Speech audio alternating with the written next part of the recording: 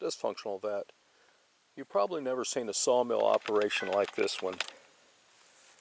If you notice, I still have the uncut log here, and this log has been cut almost completely in half.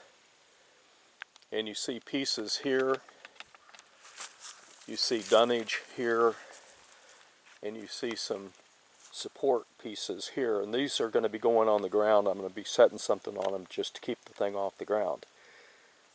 In addition to that, I also built two backstops for my doghouse mover. You call these like pallet jacks. They go in the front of a tractor so you can move things. I call it a doghouse mover. But in a lot of my videos, I talk about how you can do all kinds of things with the sawmill.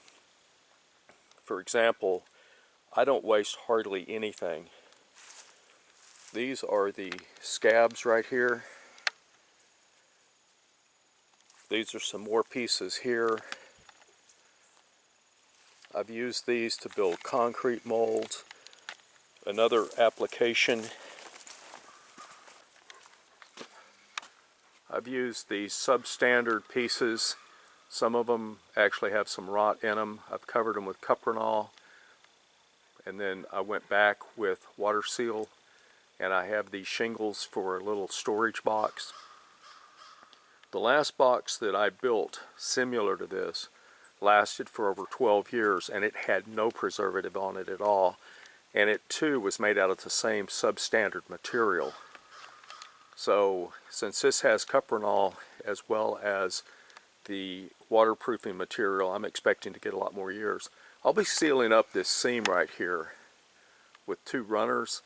I haven't done that yet, but the point that I'm getting at is I try to use everything that I can possibly get out of it.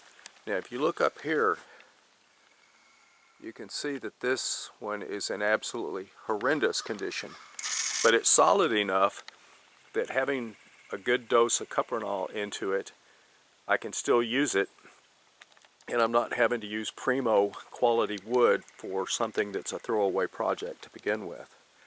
I call these SLs sacrificial lambs. Hope you learned something. Oh, before I forget, on that half log I used a circular saw and a chainsaw to cut those pieces out as I cut what I needed. Dysfunctional vet out.